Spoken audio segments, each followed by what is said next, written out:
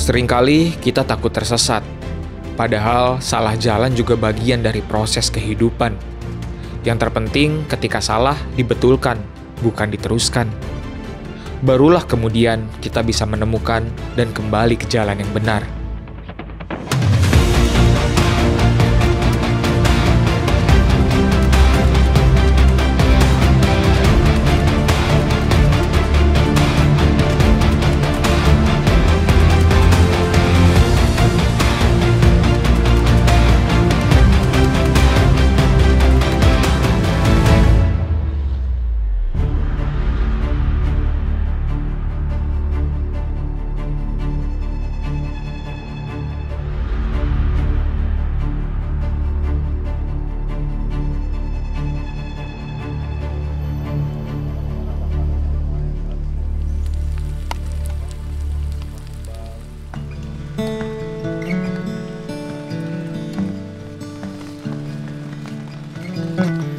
Oke, ini sudah pukul 6.48. Kita semua rata-rata dari kita tidurnya tidak nyenyak karena harus banyak terbangun.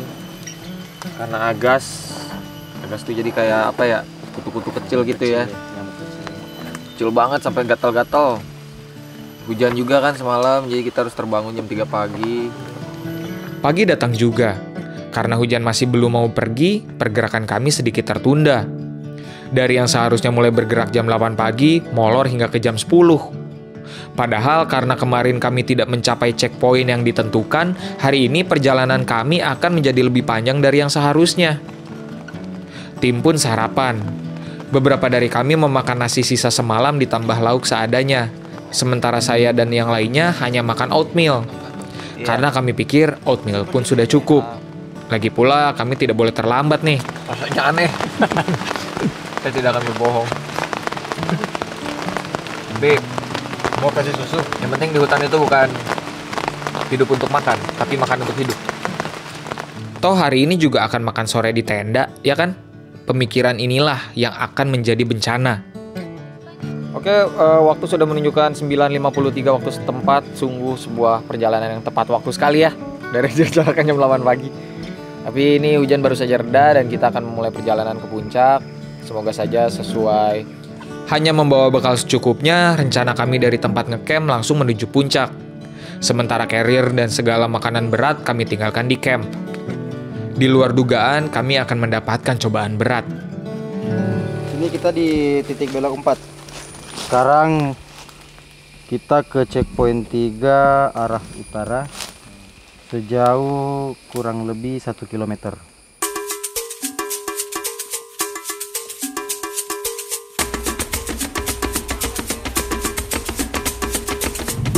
Karakteristik pegunungan membuat saya dan kawan-kawan mesti rela terus-menerus naik turun. Sudah susah payah mendaki, harus menukik turun lagi, begitu lagi, dan lagi. Dari segi ketinggian pun tidak banyak berubah. Saya kesal sendiri melihat penunjuk MDPL di gadget yang segitu-segitu saja. Emang kalau kita nggak bawa peta, kompas, atau bawa misbah ya, itu gampang sekali nyasar karena banyak sekali dataran yang terlihat seperti jalur, Ki. Hutan tuh sebenarnya unik sekali ya, maksudnya manusia itu kreatif sekali sampai bisa memakai jalur-jalur yang sudah lama ada, entah itu jalur hewan atau mungkin bukan jalur tapi bisa dipakai jalan. Makanya ada kata-kata pepatah bijak, saya lupa siapa yang bilang, seni itu meniru kehidupan, Ki. Jadi ketika ada seni membuat tangga, padahal kita kemarin melihat ada bebatuan tidak ada yang membentuk, tapi membentuk sebuah tangga. Oh iya, bener nggak? Itu kan alami, nggak ada orang yang memahat. Tapi ketika manusia mengimplementasikannya ke kota, ternyata memang itu hanyalah sebuah tiruan-tiruan dari alam yang sudah lama ada. Kreativitas manusia itu memang hebat, tapi jangan lupa bahwa semuanya memang harus kembali ke alam. Tepat pada pertengahan hari, kami berhenti sejenak untuk santap siang. Checkpoint 3. Habis ini kita turun lagi, cari air ya Bang? Ya. Cari air, cari masalah. Enggak dong.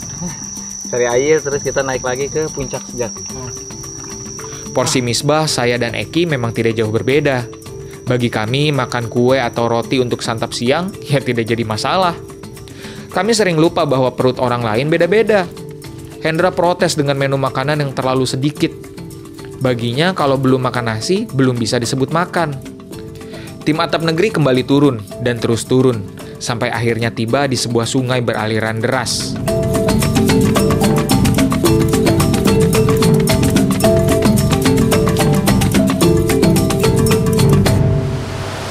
kita menemukan lagi aliran air. Kali ini cukup deras, bisa minum sepuasnya. Tapi yang tadi menyebalkan adalah kita kan sampai puncak pertama itu sekitar 900-an mdpl ya. Kita turun lagi sekarang ke 700-an mdpl.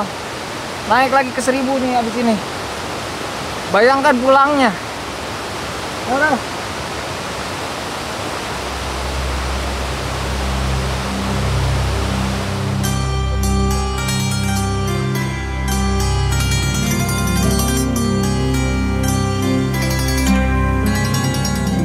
Di antara bebatuan, kami berhenti untuk menikmati kesegaran alam. Ini di sini airnya kecoklatan, tapi bukan berarti tidak bersih.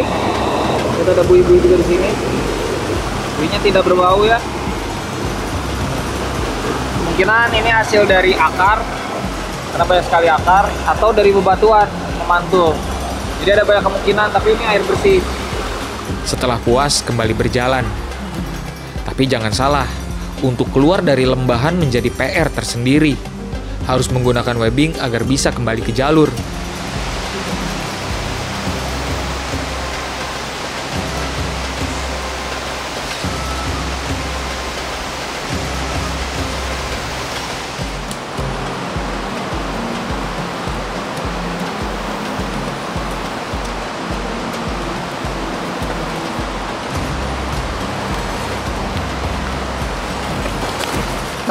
Li, dari mana pala Li? Dari KPA IMC Kuadrat, Pak. IMC Kuadrat. IMC Kuadrat itu bernaung di ini. FMIPA, Unri. Unri. Iya. Unri itu adalah? Universitas Riau. Kan harus dijelasin ke penonton, nggak semua tahu. Di Unri itu ada Mapala per fakultas. Jadi di FMIPA ada KPA IMC Kuadrat. Di pertanian ada Sungkai gitu kan. Oh, ada banyak mapalanya. Iya, banyak mapalanya. Di bawah Mapalinduk Unri. Dari sini trek terasa membosankan. Ya begitu-begitu saja, terus naik lagi, turun lagi, naik lagi, turun lagi. Sampai saya lupa sudah berapa lama kami berjalan. Waduh, disengat lebah pak. Tawon tanah bahaya banget, nyetrum langsung. Satu aja sakit. Kawan-kawan kita udah kena langsung 2 bengkak. Kena satu sakit banget. Mana? Oh ini nih. Oh, tuh. Ini. Itu udah bulat tuh. Nah ini bulatannya. Satu lagi. Itu bulat terlihat. Kelihatan? Nah ini udah mulai bengkak ki. Aduh, nyetrum. Gila. Ketika melihat jam di tangan, ternyata sudah jam 4 sore. Pantas saja lapar. Kami pun memutuskan untuk kembali berhenti. Perut yang lapar membuat kue terakhir dikeluarkan untuk dimakan. Setelah ini tidak ada lagi makanan. Harapan kami hanyalah muncak, tidak perlu berlama-lama mendokumentasikan keadaan summit, kemudian kembali ke tempat ngecamp. Otak saya sudah tidak fokus. Hati lebih berat ke tempat camp dibandingkan puncak. Kami saling melirik satu sama lain, menyadari kesalahan fatal yang terus terulang, kurang membawa bekal makanan. Di beberapa titik, Rina mengingat trek yang pernah dilaluinya. Kemudian lagi-lagi lupa, ya karena lapar ya.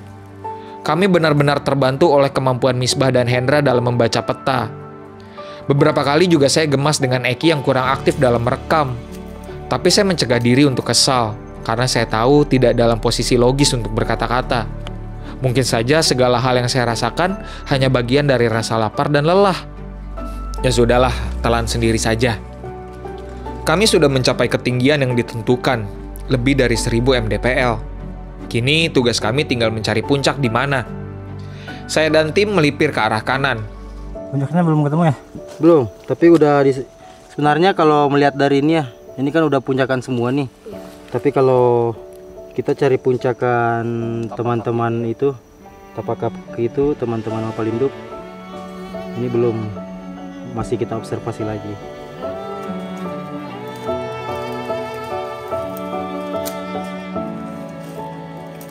Pak, puncak Pak, ketemu.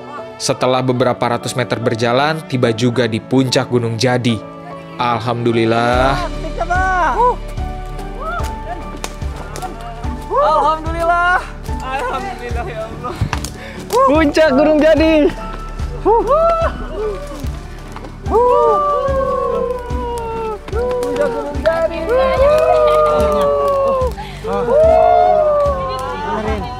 Ya Allah. Oh, ini tapak kakinya ya. Jack. Selamat sudah puncak di gunung di kampung halaman. Sejauh-jauhnya kamu berkelana, ternyata rasanya berbeda kalau puncak di kampung halaman ya. Ejak sampai tidak kuasa menahan haru. Bayangkan, setelah melanglang buana ke berbagai daerah, dia berhasil menapakkan kaki di puncak gunung kampung halamannya sendiri.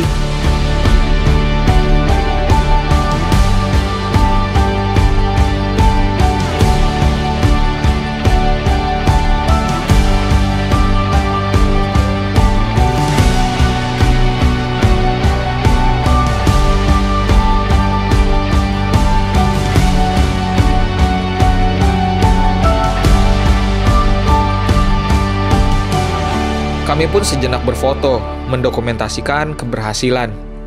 Dapat terlihat juga sebuah tapak yang diabadikan dari tim pendakian sebelumnya. Angin makin kencang, sudah saatnya kami turun. Kami berjalan sedikit ke bawah menghindari udara dingin. Setidaknya isi energi dulu dengan kopi. Sialnya segala drama belum mau berhenti. Kami yang membawa kompor dan gas malah lupa membawa panci dan kopi. Jadi cuma bisa menyeduh coki-coki di gelas besi. Benar-benar menyedihkan. Kurangnya asupan makanan mengakibatkan tim atap negeri kurang fokus dalam mengambil keputusan. Tatkala akan kembali ke tempat camp, kami memutuskan untuk menyusuri jalan turun yang berbeda dari sebelumnya. Ya, rencananya sih ingin mengambil jalur yang lebih mudah, tidak securam jalur naik yang tadi. Tapi hari yang kian gelap membuat saya dan kawan-kawan sulit untuk bernavigasi.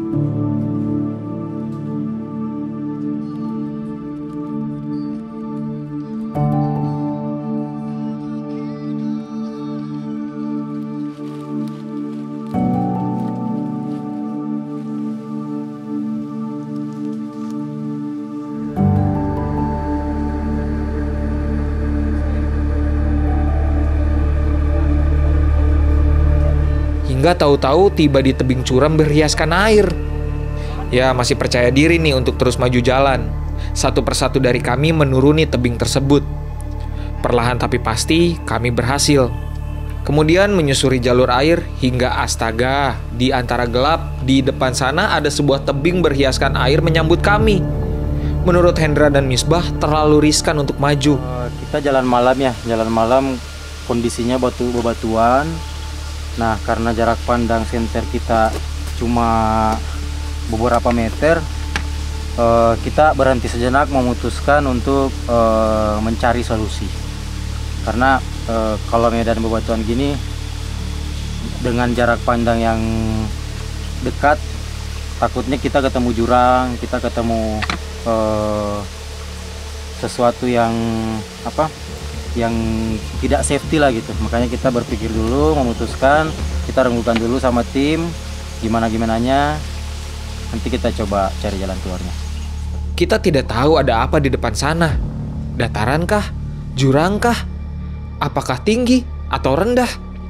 Salah perhitungan, maut akibatnya. Aman, Rin. Aman, Rin. Aman, Rin. Pernah diksar kok kayak gini Iya, aja. gitu. Apa kena mental ah. Ingat mama aku loh. Iya, Iya, kan aman, enggak apa-apa. Semuanya. Tenang aja. Yang penting jangan panik. Gitu. Ali aja masih bisa merokok santai kan, Li? Nyantai kan? Mau tidak mau, rombongan atap negeri harus kembali naik lewat tebing yang sebelumnya sudah susah payah kami susuri turun.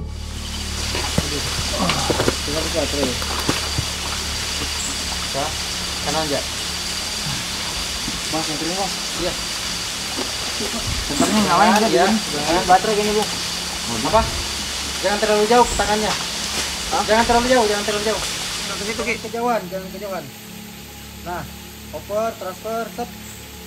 Hati-hati. Nah, ada akar lagi di tangan kanan nanti. Dekatin dulu ya. Nah, pegang, sit, dua kaki, oke, pegang akar. Akar kanan. Perlahan satu persatu kami kembali naik. Eki yang sudah lama tidak mendaki gunung tampak kewalahan. Malam ini benar-benar membuat kami frustasi. Tapi segalanya memang harus dibereskan walau perlahan. Dari bebatuan, kami kembali menapak di tanah gembur. Karena sudah kesulitan bernavigasi, saya dan tim harus berkemah dulu di sekitaran sini. Menunggu mentari terbit, kemudian menentukan arah untuk kembali ke campground. Di tempat yang paling memungkinkan, kami tidur beralaskan alam. Saling berdekatan agar tidak menggigil.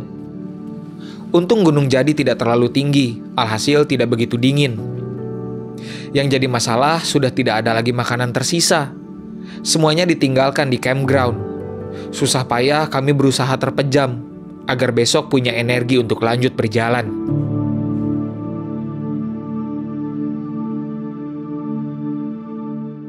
Anehnya bagi saya sendiri, semalam adalah tidur ternikmat selama berada di sini.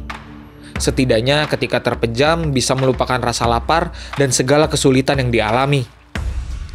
Tanpa banyak bak-bibu, kami melanjutkan perjalanan. Masih teramat jauh memang, tapi mau bagaimana lagi? Kami melangkah dengan perut lapar, dengan mentari terik berada di atas kepala. Fokus terus berkurang, amarah semakin menumpuk. Jalan dari jam 7 pagi, tapi sampai siang begini belum juga tiba. Saya mendadak muntah, tapi tidak keluar apa-apa. Kepala pening, perut sakit sekali. Setelah beberapa ratus meter berjalan, ternyata Misbah salah arah. Ternyata salah punggungan. Jadi? Ini kan punggungannya mengarah barat ya. Ya. Nah harusnya kita punggungannya mengarah selatan. Kita salah punggungan sekitar 200 meter. Jadi harus balik lagi dalam kondisi lemas. Ke atas. Besti. Ke atas lagi. Iya, ke atas lagi. Padahal baik saya maupun yang lain tidak ingat ada pohon roboh di lintasan yang kami lalui kemarin. Tapi otak berkata, mungkin saja pohon ini baru roboh. Sialnya kami nyasar cukup jauh. Dengan langkah tertatih, kami kembali mencari arah yang benar. Rombongan semakin renggang. Tidak ada lagi obrolan di antara kami.